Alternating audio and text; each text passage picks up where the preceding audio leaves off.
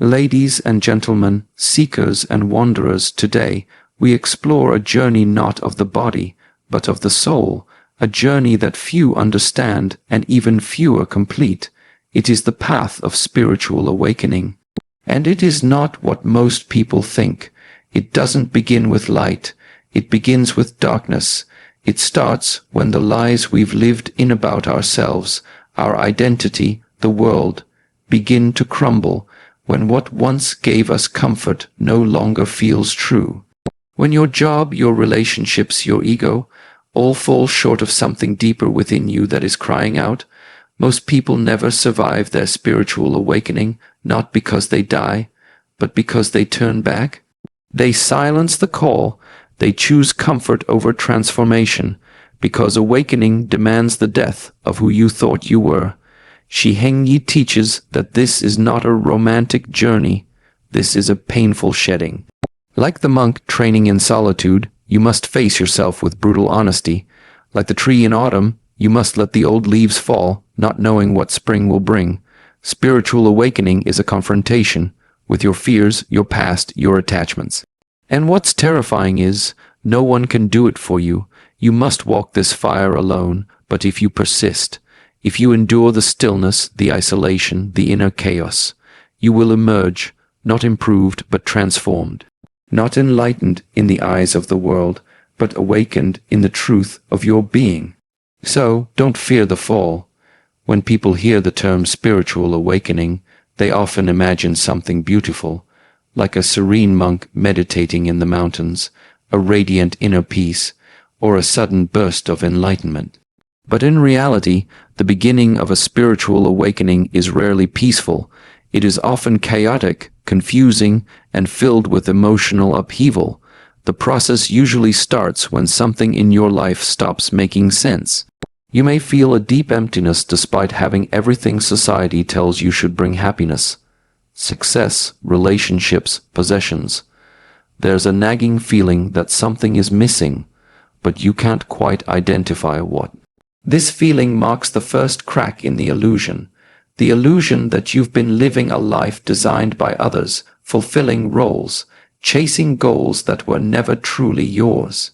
This stage is commonly called the dark night of the soul, not because you're doing something wrong, but because you are beginning to see through the falsehoods you once accepted without question.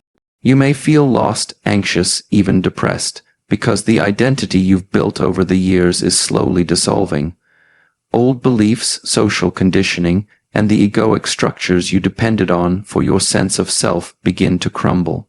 This is where most people misunderstand what's happening. They think they're breaking down, but in truth they are breaking open. The darkness is not punishment, it is preparation. The disorientation is necessary because a spiritual awakening requires you to question everything. Who are you without your job, your relationships, your past, your culture, even your name? It is in this void, this darkness, that the real awakening begins. It is uncomfortable, often terrifying, but absolutely essential. Without passing through this shadow phase, there can be no real transformation. Just as a seed must first be buried in the dark soil before it can sprout toward the light, the soul too must face its inner night before it can rise into conscious awareness. Shi Heng Yi and other spiritual teachers emphasize that darkness is not the enemy of awakening. It is the gateway. It strips away what is false so that only what is true can remain. This initial collapse of illusion is not a sign of failure. It is a sacred moment. It is the beginning of your real self calling out from beneath the layers of noise, expectation, and conditioning. When the process of spiritual awakening begins, most people are not prepared for what it actually demands of them. It's one thing to speak of awakening, to read books or watch videos about enlightenment. It's another to live it, to feel your world unravel, to question everything you've ever known, and to confront truths about yourself that are uncomfortable, even painful. This is where many people turn back, not because they are weak, but because they were never told how hard it would be. At first, awakening might feel like curiosity, an inner pull towards something deeper. But very quickly, it becomes a confrontation. Old habits, toxic relationships, patterns of avoidance, unhealed trauma, emotional wounds. Everything you once kept buried starts rising to the surface. And this is where resistance kicks in. The ego, which has spent a lifetime constructing a stable identity, begins to panic. It clings to the familiar. It tells you, this is too much, or you're overthinking everything, or just go back to your normal life, and many people listen. They retreat into old routines, relationships, or distractions. They numb the discomfort with consumption, with noise, with busyness, anything to avoid the stillness where truth begins to speak. Spiritual awakening demands that you let go of control, and for most people, that feels like dying. We are conditioned to build, to plan, to achieve, to predict, but the path of awakening asks you to sit in uncertainty, to be still while your inner world collapses and rebuilds itself, not according to your desires, but according to a deeper intelligence within you. This is terrifying for the mind, which is addicted to certainty. It wants answers, timelines, results, but spiritual awakening is not a logical process. It's a transformative one. It unfolds in its own way, in its own time, and often feels deeply disorienting. This disorientation isn't something gone wrong. It's something deeply right. But unless a person is willing to trust the unknown, they will likely retreat before any real shift takes place. Shi Heng Yi teaches that this is one of the greatest barriers on the path, the inability to stay. To stay with discomfort, to stay with silence, to stay when nothing makes sense, because that's where the gold is, that's where transformation begins. But most people exit the process too early, looking for safety, for answers, for relief. And in doing so, they abandon the very opportunity that could have freed them. Most people don't survive their awakening not because they are incapable, but because they turn away just as the real work begins. They confuse discomfort with danger.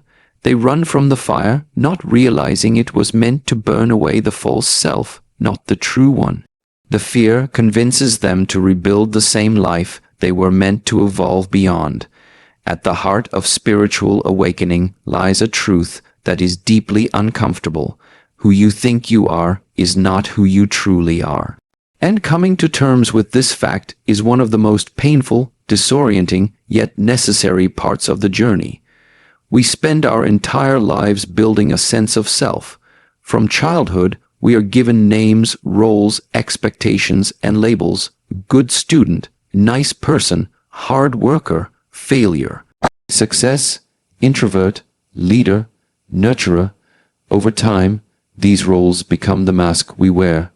We craft identities based on our past, our culture, our religion, our careers, our relationships, and even our traumas.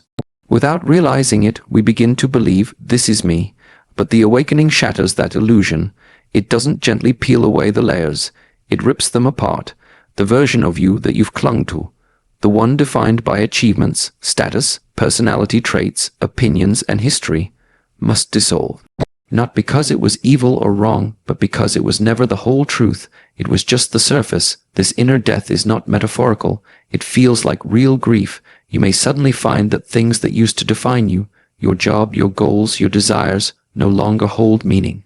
You question your values. You begin to wonder if the person you've worked so hard to become is just a creation, a construct, and if that's not really you, then who are you? This is the frightening paradox of awakening. To find your true self, you must let the false self die. That false self, the ego, is not evil. It's a survival tool. It protected you, helped you function in the world, earned approval, avoided rejection. But it also kept you trapped. Trapped in stories, trapped in fears. Trapped in a constant need to prove yourself. Shi Heng Yi and other spiritual masters emphasize that the ego will resist this death with everything it has. because from the ego's perspective, death is annihilation. It does not understand transformation, so it clings, it argues, it distracts, it manipulates, it tries to rebuild the old identity again and again, even as it crumbles. This is why the spiritual path feels like a battle at times. You are being pulled in two directions, one pulling you into truth and liberation, the other pulling you back into familiar limitation. And that war takes place within your own mind and heart. You may feel disoriented, like you're standing in a void. The masks have fallen, the old roles no longer fit, and nothing has yet replaced them. This space in between, the space where the identity dies but the true self hasn't fully emerged, is where most people feel the greatest fear. It's a spiritual limbo, a psychological winter, and it must be endured, not avoided, because only when you let go of who you think you are can you begin to uncover who you truly are. Not the self shaped by the world, but the self that existed before all the labels, roles, and wounds. The quiet awareness behind every experience, untouched, eternal, and real. One of the most overlooked yet essential aspects of a spiritual awakening is the role of solitude. Not loneliness in the conventional sense, but intentional separation from the noise, the distractions, and even the people who once formed the fabric of your everyday life. Awakening doesn't usually happen in crowds. It unfolds in silence. And silence requires space. In the early stages of awakening, as your old identity begins to dissolve, your inner world becomes louder and more turbulent. The mental chatter increases. Old wounds resurface. Confusion sets in, and instinctively, we often want someone to rescue us from this inner chaos. We reach out, we look for validation, we crave a sense of normalcy, but spiritual awakening doesn't give you comfort, it gives you truth. And the truth demands that, for a time, you must walk alone. Shi Heng Yi and other awakened teachers emphasize this solitude not as a punishment, but as a purification. In solitude, you are no longer performing. You're no longer playing a role for your boss, your family, your friends, or your partner. You're forced to confront the question, who am I when no one is watching? And that is where the real journey begins. You may find that certain friendships begin to fade, not out of malice, but because the connection was based on the version of you that is now dying. Conversations that once felt fulfilling now feel hollow. Environments you once thrived in now feel foreign. There's a growing gap between the person you were and the being you're becoming, and often no one around you can understand what you're going through. This is a painful realization, but a necessary one. Spiritual awakening often isolates you from your old world so that your new self can begin to form without interference. In this solitude, you begin to hear your own voice again, not the voice of society, not the voice of fear, not the voice of ego, but the deeper inner knowing that has always been waiting to guide you. Solitude also reveals the many ways we've become dependent on external validation. Without someone to approve of us, to distract us, or to reflect back our constructed identities, we begin to see how much of our life has been built on needing others to tell us who we are. This stripping away is not easy. It can feel like exile, but in truth, it is a sacred retreat, an invitation inward. This is why spiritual retreats, monastic traditions, and periods of seclusion have existed in every spiritual path throughout history, from Buddhist monks to Christian mystics to Sufi dervishes. The purpose isn't to abandon the world forever, it's to step away long enough to remember what is real. You cannot hear your soul in a room full of noise. You cannot touch your true essence if you're constantly trying to be everything for everyone else. Solitude teaches you how to be whole, how to sit with your discomfort, how to watch your thoughts rise and fall without reacting. It shows you that your worth does not depend on productivity, popularity, or even being understood. It reveals a deeper presence within you, one that has always been there, but was drowned out by the demands of a life lived outwardly.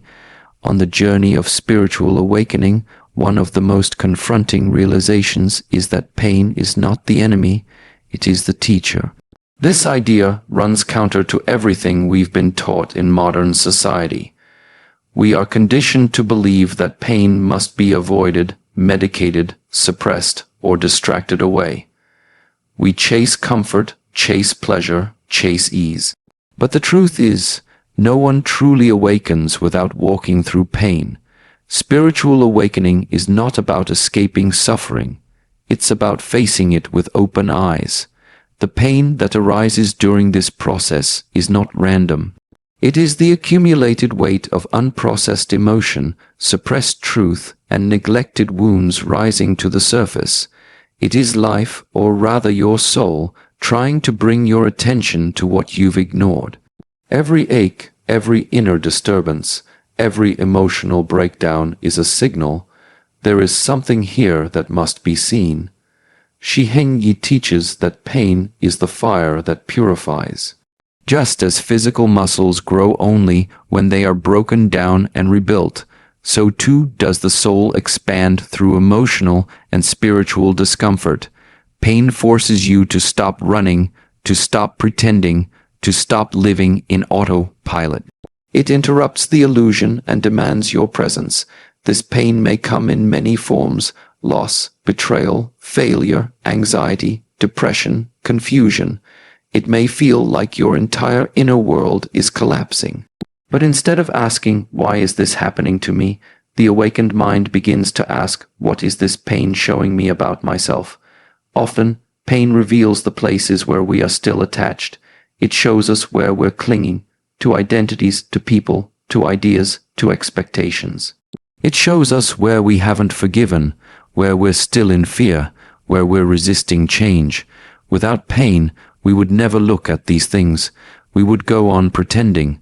Pain forces honesty. It strips away illusion and makes it impossible to ignore the parts of ourselves we've buried. But the magic of pain is not just in what it reveals, it's in what it can transform. When you sit with your pain without running, numbing, or blaming, it begins to shift.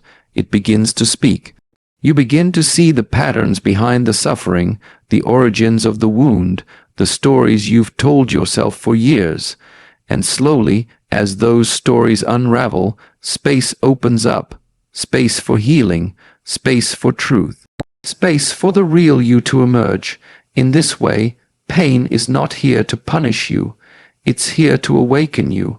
It's a sacred messenger that arrives when your current way of living is no longer aligned with your deeper truth. It doesn't come to destroy.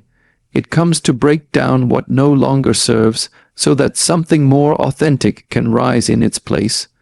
True spiritual strength is not found in avoiding pain, but in meeting it fully, in feeling it without collapsing, in allowing it to pass through you rather than becoming it.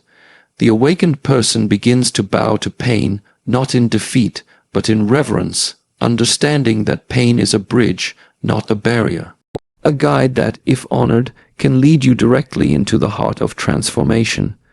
One of the most disheartening misconceptions about spiritual awakening is the belief that it unfolds in a straight, upward path, like climbing a mountain where each step brings you closer to peace, clarity, and enlightenment. But in reality, the spiritual path is anything but linear. It is circular, it spirals, it regresses, it confuses, it destroys and rebuilds, and for many, this nonlinearity is what causes the most doubt. There will be days, even months, where you feel completely clear, aligned, peaceful, even blissful. In those moments, you may believe you've arrived. You may think you've conquered your inner demons, moved beyond your conditioning, or transcended your suffering.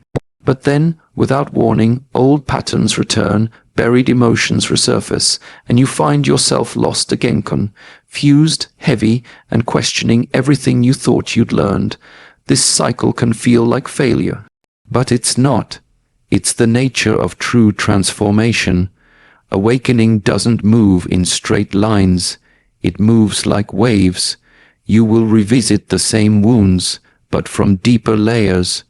You will confront the same fears, but with greater awareness. You will fall, not because you are going backward, but because something deeper within you is being brought to the surface to be healed. Shi Heng Yi and other spiritual masters stress that the soul works in spirals. You don't heal and then move on.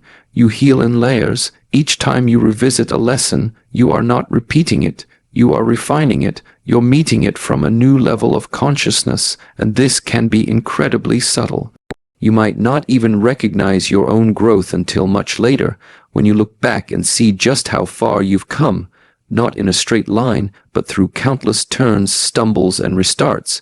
This non-linear path demands patience. In a world obsessed with progress, timelines, and goals, spiritual growth defies all structure. It unfolds in stillness. Sometimes, the most profound shifts happen when it feels like nothing is happening at all. Days of silence, weeks of emotional fog, long periods where you feel disconnected or numb. These are not setbacks. They are gestation periods, like winter before spring. Something is reorganizing itself within you, quietly and invisibly. The nonlinear path also humbles the ego. It prevents you from becoming attached to progress as an achievement. Just when you think you've figured it out, life reminds you that awakening is not about arriving somewhere. It's about continually surrendering to what is. The moment you cling to certainty, the path will dissolve beneath your feet and invite you into a deeper level of letting go. This unpredictability can be frustrating. It can tempt you to give up, to declare that the path isn't working. But if you can hold steady through the chaos, the silence, the apparent regression, you'll begin to see that every moment has its own purpose. The light is teaching you just as much as the darkness. The clarity is no more valuable than the confusion. Each step, no matter how crooked or repetitive it may seem, is part of the unfolding of your deeper self. The non-linear path is a mirror.